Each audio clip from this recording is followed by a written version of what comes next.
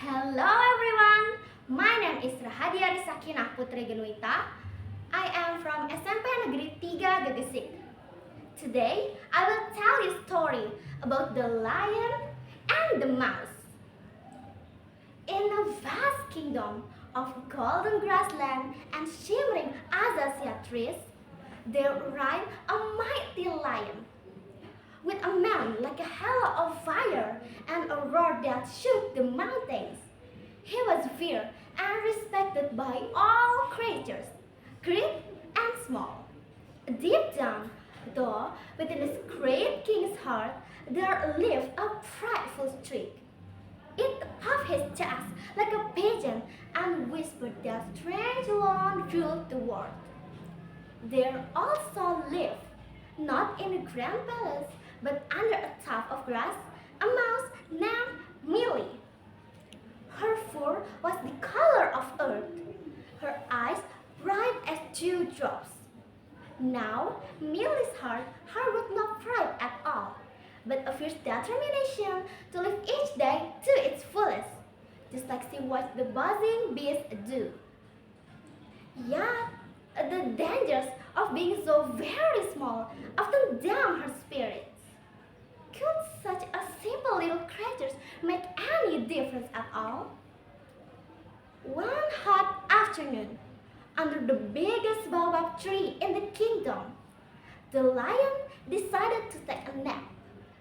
The moment those heavy golden eyelids began to droop, Millie happened to be scampering about, searching for a fallen melon seed. To her, such a prize would be a feast to last a week. With a squeak of miscalculation, she found herself running right across the slumbering king's nose. With a roar loud enough to wake the moon, the lion sprang awake. Millie froze, her little heart thundering, thinking this surely was her end. But as she picked up with trembling whiskers, she saw not a fierce glare, but a flick of amusement dancing in the fierce golden eyes. Well. The lion chuckled, his deep voice rumbling like a distant thunder. What have we here? A minuscule little morsel has awoken the king. You're much too bony for a real meal anyway. Gathering her courage, Millie squeaked as loud as she could. Please, mighty king, spare our lives. Perhaps this act of kindness may find its reward someday. The lion let out a booming laugh. A mouse repaying a lion? Very well, little nibbler. The lion chuckled, still amused. Run along. Go find your melons or mischief or whatever fills such tiny life.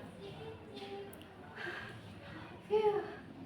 Flushing with relief, Millie scampered into the tall grass and vanished like a puff of smoke. She had never felt so bold or so tiny, all at the same time. Now, this kingdom wasn't without trouble. Not all humans understood the ways of the wild or respect its rightful king. So, one fateful morning, a hunter set a clever trap. A net finer than spider silk, disguised among the reeds and wildflowers. And wouldn't you know it, the mighty lion, striding confidently, was tricked. Tangled and furious, his roars could be heard for miles. But still, no creatures dared approach such a terrible danger. Word of the troubled king trickled like a warrior song from birds to butterflies until it reached a certain mouse with a big heart. Remembering the act of kindness, Millie wasted not a moment. Off she darted, tiny feet moved faster than fear under the hunter's very nose.